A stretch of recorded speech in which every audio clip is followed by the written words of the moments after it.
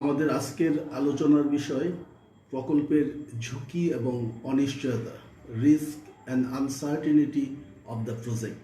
সুপ্রিয় শিক্ষার্থীবৃন্দ, প্রকল্পের ঝুঁকি এবং অনিশ্চয়তা জানার আগে আমাদেরকে জানতে হবে যে ঝুঁকি এবং অনিশ্চয়তা কী। তো আমরা প্রথমেই দেখি ঝুঁকি কী, অনিশ্চয়তা কী। ঝুঁকি এবং অনিশ্চয়তা দুটি বিষয়ই ভবিষ্যৎ কেন্দ্রিক। তো দুটি বিষয় অনেকটা একই রকম শোনা গেলেও অনেকেই একই রকম মনে করলেও এদের মধ্যে বেশ কিছু পার্থক্য রয়েছে। আমরা দেখি প্রথমে ঝুঁকি কী। সুপ্রিয় শিক্ষার্থীবৃন্দ, ঝুঁকি হচ্ছে ভবিষ্যৎ প্রত্যাশা এবং প্রাপ্তির পার্থক্যের সম্ভাবনাকে বলা হচ্ছে ঝুঁকি। আমি আবার বলছি, ভবিষ্যৎ প্রত্যাশা এবং প্রাপ্তির পার্থক্যের সম্ভাবনাকে বলা হয় ঝুঁকি। অপরদিকে অনিশ্চয়তা বা আনসার্টিনিটি কি? আনসার্টিনিটি হচ্ছে ভবিষ্যতে কি ঘটবে এবং তার ফলাফল কি হবে তা অজানা, এবং এই অজানা আশঙ্কাই হচ্ছে অনিশ্চয়তা। তো আমরা দেখি যে এই যে ঝুঁকি, প্রত্যেকটা অনিশ্চয়তা থেকে ঝুঁকির সৃষ্টি হয়। তার মানে ঝুঁকি হলে তার মধ্যে আনসার্টিনিটি অবশ্যই থাকবে, কিন্তু অনিশ্চয়তা মানেই ঝুঁকি নয়। যে অনিশ্চয়তার যে অংশ পরিমাপযোগ্য তা হচ্ছে ঝুঁকি, আর অনিশ্চয়তার যে অংশ পরিমাপযোগ্য নয় সেটা হচ্ছে কেবলই অনিশ্চয়তা। আমরা যদি একটা উদাহরণের মাধ্যমে বিষয়টা বলি তাহলে তোমাদের হয়তো বুঝতে সুবিধা হবে। মনে করো দুটো দলের মধ্যে ফুটবল খেলা হচ্ছে। দুটো দলের খেলোয়াড়দের সম্পর্কে তোমার ধারণা আছে, দুটো দলের অতীত জয় পরাজয়ের রেকর্ড সম্পর্কে তোমার ধারণা আছে, যে ভেন্যুতে খেলা হচ্ছে সেই ভেন্যু সম্পর্কে তোমার ধারণা আছে। এখন দুটো দলের মধ্য থেকে তুমি একটা দলকে তাদের বিগত পারফরমেন্স, তাদের বর্তমান পারফরমেন্স, খেলোয়াড়দের দক্ষতা, যোগ্যতা ইত্যাদির উপরে ভিত্তি করে তুমি একটা দলকে সমর্থন করলে। তার মানে যে তুমি যে সকল ঘটনা ঘটতে পারে সে সকল ঘটনার বিশ্লেষণ করে তুমি একটা দলকে সাপোর্ট করলে সেই দল জিততেও পারে, হারতেও পারে। এটা হচ্ছে ঝুঁকি। অন্যদিকে আনসার্টিনিটি কি? একই বিষয়, দুটো দলের মধ্যে খেলা হচ্ছে, কিন্তু এই ক্ষেত্রে কোনো দলের খেলোয়াড়দের সম্পর্কে তোমার কোনো ধারণা নেই, তাদের অতীত রেকর্ড সম্পর্কেও তোমার ধারণা নেই, যে ভেন্যুতে খেলা হচ্ছে সেই ভেন্যু সম্পর্কেও তোমার ধারণা নেই। এখানেও তুমি যে কোনো একটা দলকে বেছে নিচ্ছ। এখন তোমার দলের জয়ের সম্ভাবনাটা এখানে হচ্ছে অনিশ্চিত। এখানে ঝুঁকি বলা যাচ্ছে না, কারণ এটা হচ্ছে অনিশ্চিত। তুমি কোনো ঘটনা সম্পর্কে জানো না, কি ঘটতে যাচ্ছে জানো না, কারা খেলছে জানো না, তাদের অতীত রেকর্ড কি তা জানো না, ভেন্যু সম্পর্কে তোমার ধারণা নেই। সুতরাং এই ক্ষেত্রে তুমি যে তোমার দলকে সাপোর্ট করছো, এই সাপোর্টটা হচ্ছে আনসার্টেনিটির ভিত্তিতে, অনিশ্চয়তার ভিত্তিতে। অপরদিকে একটু আগে বিশ্লেষণের ভিত্তিতে তাদের সম্পর্কে জেনে শুনে যখন তুমি সাপোর্ট করছিলে, সেই দলকে সাপোর্ট করাটা ছিল রিস্ক। M I clear? আরেকটু যদি আমি ব্যাখ্যা করি, মনে করো একটা প্রতিষ্ঠানের বিক্রয় কমে যাওয়ার আশঙ্কা তৈরি করছো, মানে ভবিষ্যতে তুমি যে বিক্রয় যতটুকু টার্গেট করেছো, তোমার যে প্রত্যাশা, তোমার মনে হচ্ছে সেই প্রত্যাশা পূরণ নাও হতে পারে। প্রত্যাশার সাথে প্রাপ্তির পার্থক্যের সম্ভাবনা তৈরি হয়েছে। এই যে বিক্রয় তোমার প্রত্যাশা অনুযায়ী নাও হতে পারে, এটা হচ্ছে রিস্ক।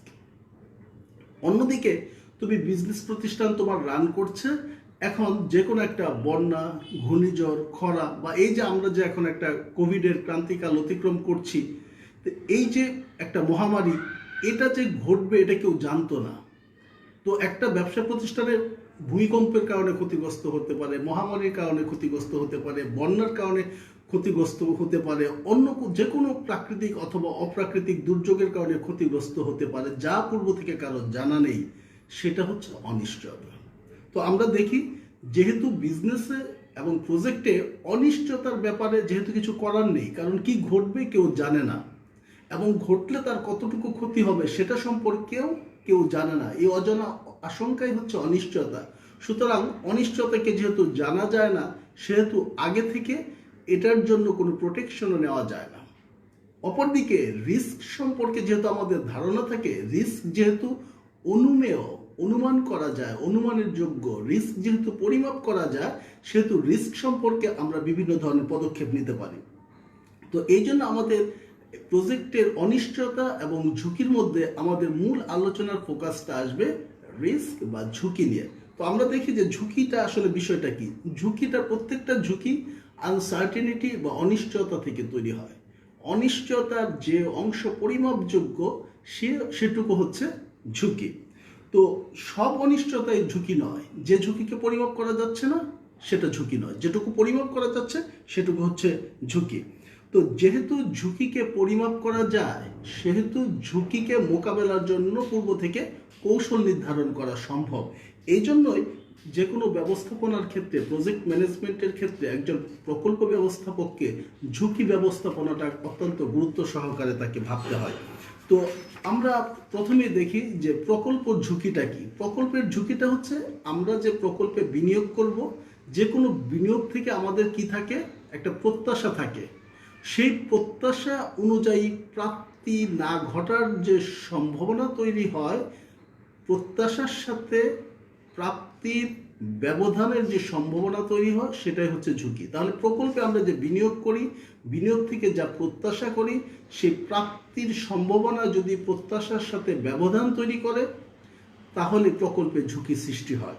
তো এই তার মানে প্রকল্প ঝুঁকিকে আমরা যদি এক কথায় বলি, প্রকল্প ঝুঁকি হচ্ছে যে কাঙ্ক্ষিত ফলাফল অর্জনে ব্যর্থতার সম্ভাবনাই হচ্ছে প্রকল্পের ঝুঁকি।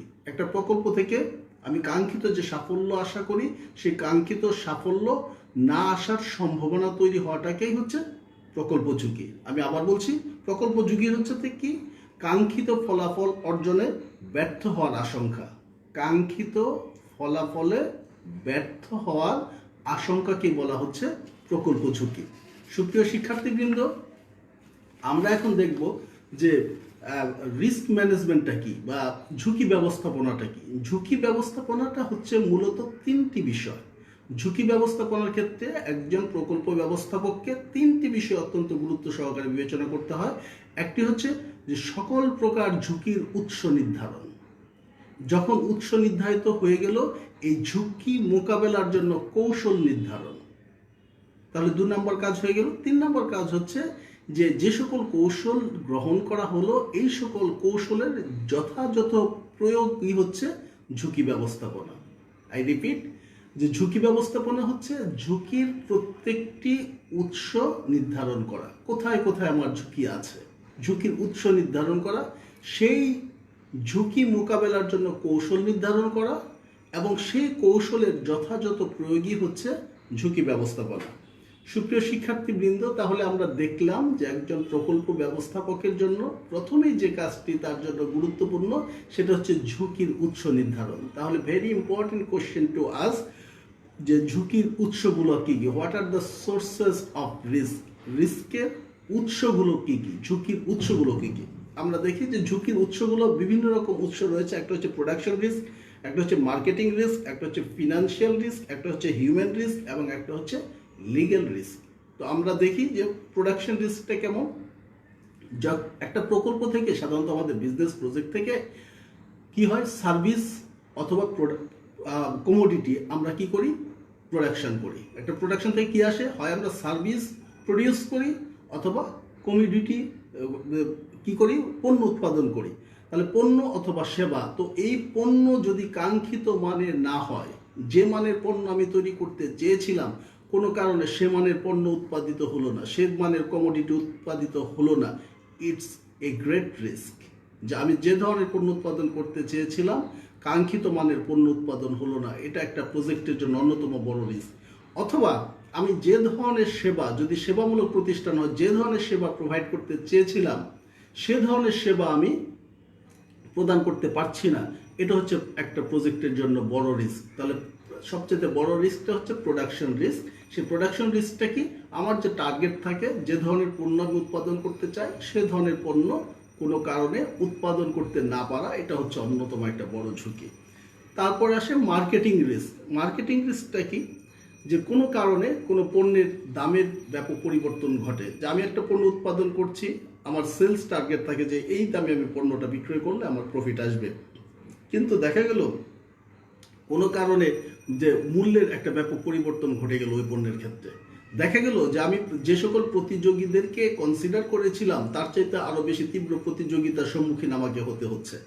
অথবা দেখা যাচ্ছে যে আমি যে সকল চ্যানেল অফ ডিস্ট্রিবিউশনে আমার পণ্যটা আমি বিপণন করতে চেয়েছিলাম সেই চ্যানেল অফ ডিস্ট্রিবিউশনগুলো ঠিক মতো কাজ করছে না।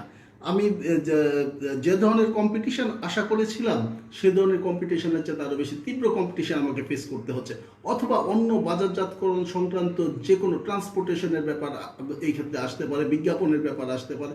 এই ধরনের যে কোনো একটা মার্কেটিং ক্রাইটেরিয়ার কারণে দেখা গেল যে আমার যে প্রকল্প সেই প্রকল্পটা একটা তীব্র প্রতিযোগিতার সম্মুখীন হয়ে অথবা যে কোনো উপাদানের ব্যর্থতার কারণে প্রকল্পটা ব্যর্থতায় পর্যবসিত হতে পারে। এটা একটা বড় গুরুত্বপূর্ণ ঝুঁকির বিষয় বিবেচনা করতে হয় মার্কেটিংয়ের ক্ষেত্রে। প্রকল্পের ক্ষেত্রে একটা গুরুত্বপূর্ণ ঝুঁকি হচ্ছে সেটা হচ্ছে ফিনান্সিয়াল রিস্ক। ফিনান্সিয়াল রিস্কের সবচেয়ে ইম্পর্টেন্ট জিনিস হচ্ছে যে আমি যেখান থেকে যে সকল উৎস থেকে মূলধন সংগ্রহের আশা করেছিলাম সেভাবে মূলধন সংগ্রহ করা গেল না বা করা যেতে নাও পারে, সেটা হচ্ছে একটা ঝুঁকি।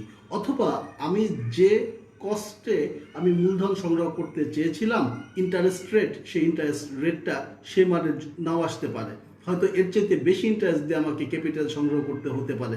সেই ক্ষেত্রে প্রকল্পটা একটা ঝুঁকির মধ্যে পড়ে যায়। তারপর একটা প্রকল্প চালানোর জন্য সবসময় তার ক্যাশ ডিমান্ডের প্রয়োজন হয়। দেখা গেল কোনো কারণে সেই ক্যাশ ডিমান্ড ঠিকভাবে মিট আপ করা যাচ্ছে না, বা হয়তো ঠিকভাবে ক্যাশ যে পরিমাণের মূলধন লাগবে, যে পরিমাণের লিকুইডিটি লাগবে ক্যাশের, সেটা হয়তো আমরা দিতে কোনো প্রকল্প যদি মনে করে যে সেটা আসার সম্ভাবনাটা ক্ষীণ হয়ে যাচ্ছে, তখন একটা প্রকল্প ফিনান্সিয়ালি ঝুঁকির মুখে পড়ে যায়। তারপরে যে বিষয়টা আসে সেটা হচ্ছে লিগ্যাল রিস্ক। যে একটা প্রকল্প রান করছে, একটা প্রকল্প যখন রান করে তার বেশ একটা দেশের শিল্প আইন, একটা দেশের পরিবেশ সংরক্ষণ আইন, একটা দেশের বাণিজ্যিক আইন, এইরকম নানা আইনের মধ্য দিয়ে তাকে তার কার্যক্রম পরিচালনা করতে হয়। অনেক সময় দেখা যায় বিভিন্ন দেশে হঠাৎ করে কোনো আইনের কোনো পরিবর্তন ঘটে, যে আইনের পরিবর্তন ঘটার কারণে ওই প্রকল্পটা ঝুঁকির মুখে পড়ে যায়। এটা একটা গুরুত্বপূর্ণ কনসিডারেশন। তারপরে হচ্ছে একটা হিউম্যান রিস্ক। যে তোমরা জানো যে ব্যবস্থাপনার যে উপাদান আছে তার মধ্যে প্রথম উপাদান হচ্ছে ম্যান। তোমরা জানো যে ব্যবস্থাপনার 6M আছে: ম্যান, মেশিন, মানি, মার্কেট, ম্যাটেরিয়াল এবং মেথড। তো এই যে অন্যান্য যে 5টা উপাদান, এই 5টা উপাদানের কার্যকারিতা নির্ভর করে যথাযথ মানব সম্পদ ব্যবস্থাপনার উপরে। তো এই যে হিউম্যানের যে বিহেভিয়ার, হিউম্যানের যে পর্যাপ্ততা, তাদেরকে সঠিকভাবে পরিচালনা, তাদের যে সন্তোষ, তাদের আনরেস্ট, এই সমস্ত কিছুই একটা ঝুঁকির মধ্যে অনেক সময় থাকে। যে আমি যে ধরনের কর্মী চেয়েছিলাম সেই ধরনের উপযুক্ত কর্মী যদি আমি একটা প্রজেক্টের জন্য না পাই, তো সেই প্রকল্পটা সার্থকভাবে রান করা সম্ভব হয় না। এটা একটা অন্যতম গুরুত্বপূর্ণ ঝুঁকি। অথবা লেবার আনরেস্ট তৈরি হয়। কখনো কখনো দেখা যায় যে লেবার আনরেস্টের কারণে ওই প্রকল্পটা প্রচণ্ডভাবে ঝুঁকির মুখে পড়ে যায়। অথবা দেখা যায় যে শ্রমিক কর্মীরা তাদের যে প্রত্যাশা থাকে সেই প্রত্যাশা প্রজেক্ট ঠিকভাবে ফুলফিল করতে না পারলে একটা ঝুঁকির মধ্যে পড়ে যায়। এই জন্য তারপর দেখা যায় যে শ্রমিকদের যে অ্যাভেলেবিলিটি, শ্রমিকদেরকে যে পর্যাপ্ততা, সেটা অনেক সময় পাওয়া যায় না। ওই কারণে দেখা যায় যে প্রকল্পের যে উৎপাদন বা প্রকল্পের যে সেবা ঠিকভাবে প্রোভাইড করা যায় না। এটা প্রকল্পের জন্য একটা গুরুত্বপূর্ণ ঝুঁকি। তো এখন আমরা আলোচনা করার চেষ্টা করব যে এই যে প্রকল্পের যে রিস্ক, এই প্রকল্পের ঝুঁকিগুলো কি কি। আমরা তো আলোচনা করলাম যে ঝুঁকির উৎসগুলো কি কি। এখন আমরা দেখব রিস্ক ইন প্রজেক্ট ম্যানেজমেন্ট। একটা প্রজেক্ট ম্যানেজমেন্টে কি কি ঝুঁকির সম্মুখীন হয়। তো the most common project risk, 3টা বিষয় খুব কমন প্রজেক্ট রিস্ক। একটা হচ্ছে যে কস্ট রিস্ক। তোমরা প্রায়ই শোনো যে একটা প্রকল্পের ব্যয় ধরা হয়েছে একরকম, কিন্তু বাস্তবে প্রকল্পটা সম্পাদন করতে যে ব্যয় অনেক বেড়ে গিয়েছে। এটা প্রায়শই শোনা যায় যে একটা প্রকল্পের জন্য cost risk is very common risk. যে কস্ট রিস্কটা কি তোমরা জানো যে প্রকল্পের সংজ্ঞাটা হচ্ছে একটা নির্দিষ্ট সময়ে এমন কতগুলো কাজ যা নির্দিষ্ট সময়ে সুনির্দিষ্ট লক্ষ্য বাস্তবায়নে নিয়োজিত থাকে। এই লক্ষ্য বাস্তবায়নের জন্য সেখানে কিছু কি করা হয়, ব্যয় ধরা হয়, কিছু সম্পদ বিনিয়োগ করা হয়। এখন আমি যে ধরনের ব্যয়ের জন্য সিদ্ধান্ত গ্রহণ করেছি বা যে ধরনের ব্যয় বাজেট করেছি, দেখা যায় বাস্তবিক প্রকল্পটা সম্পাদন করতে গিয়ে তার চেয়ে অনেক বেশি ব্যয় হয়ে যায়। তো এই যে কস্ট রিস্ক, এটা হচ্ছে প্রকল্পের জন্য অত্যন্ত গুরুত্বপূর্ণ। তারপরে যেটা আসে সেটা হচ্ছে প্রায় শোনা যায় প্রকল্পে শিডিউল রিস্ক। শিডিউল রিস্কটা কি তোমরা জানো, একটু আগে আমি বলেছি প্রকল্প বলতে এমন কতগুলো কাজকে বোঝায় যা নির্দিষ্ট সময়ে সুনির্দিষ্ট লক্ষ্য বাস্তবায়নে নিয়োজিত থাকে। তার মানে প্রকল্পের একটা ডেফিনিট স্টার্টিং থাকে এবং ডেফিনিট এন্ডিং থাকে, মানে প্রকল্প একটা নির্দিষ্ট সময়ের জন্য প্রণীত হয়।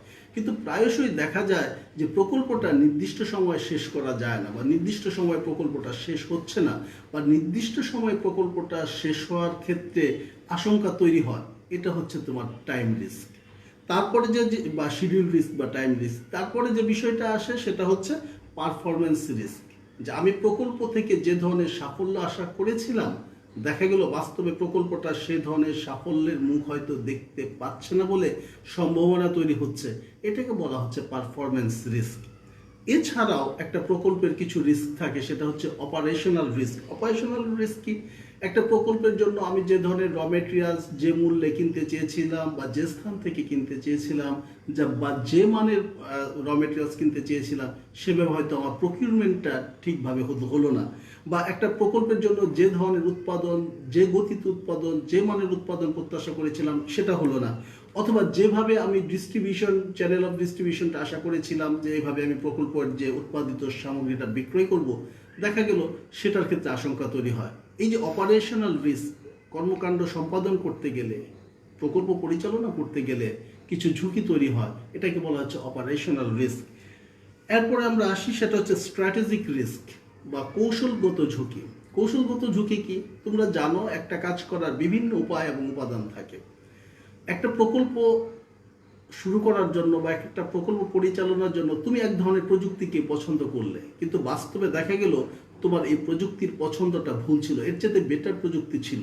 বা এই যে প্রযুক্তিটা তুমি গ্রহণ করেছ, প্রতিযোগিতা টিকার জন্য এই প্রযুক্তি দিয়ে এই প্রতিযোগিতাকে মোকাবেলা করা যাচ্ছে না, সেই ক্ষেত্রে এই যে তোমার কৌশলগত ঝুঁকির সৃষ্টি হয়। তারপরে কি আসে, সেটা হচ্ছে গভর্নেন্স রিস্ক। গভর্নেন্স রিস্কটা কি? প্রকল্পের জন্য সুশাসনটা খুব গুরুত্বপূর্ণ। প্রকল্প ব্যবস্থাপনার সাথে যারা থাকবেন, যারা প্রকল্প ব্যবস্থাপনা নিয়োজিত থাকবেন, তাদের নৈতিকতা, তাদের সততা, এটা খুব গুরুত্বপূর্ণ বিষয়। তারা যে প্রকল্পটা পরিচালনা করছেন, ওই প্রতিষ্ঠানের সুনাম, এটা গুরুত্বপূর্ণ বিষয়।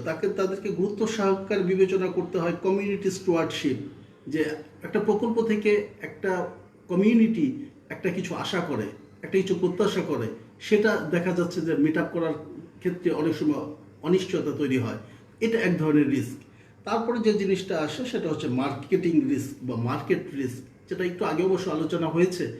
মার্কেট রিস্কটা হচ্ছে যে কম্পিটিশন। মার্কেটের ক্ষেত্রে সবচেয়ে ইম্পর্টেন্ট রিস্ক হচ্ছে competition risk, channel of distribution risk. তারপর হচ্ছে আমার পণ্যটার যে উৎপাদন হলো, পণ্যের উৎপাদনের গুণগত মান, এটা হচ্ছে একটা রিস্ক। তারপরে হচ্ছে আমি যে পণ্যটা উৎপাদন করব, বিপণন করব, এর জন্য যে অর্থের প্রয়োজন, অর্থের যে ইন্টারেস্ট রেট, সেটা খুব গুরুত্বপূর্ণ বিষয়। সুপ্রিয় শিক্ষার্থীবৃন্দ, তাহলে আমরা যে বিষয়গুলো দেখলাম, যে প্রজেক্টের যে রিস্ক, এটা একজন প্রকল্প ব্যবস্থাকে অত্যন্ত গুরুত্ব সহকারে নিতে হয়। তো প্রকল্পের যে রিস্কগুলা, ইম্পর্টেন্ট রিস্কগুলো আমরা আলোচনা করলাম, প্রকল্পের রিস্কের উৎসগুলো আলোচনা করলাম, আমরা আলোচনা করলাম রিস্ক এবং আনসার্টিনিটি কি। আমরা রিস্ক এবং আনসার্টিনিটির আরও বিষয়ে কীভাবে রিস্ককে আমরা মূল্যায়ন করবো, আনসার্টিনিটিকে কীভাবে মূল্যায়ন করবো, এই বিষয়গুলো আমরা পরবর্তী ক্লাসে আলোচনা করব। তোমরা ভালো থাকো, সুস্থ থাকো, সুন্দর থাকো। তোমাদের জন্য শুভকামনা সবসময়।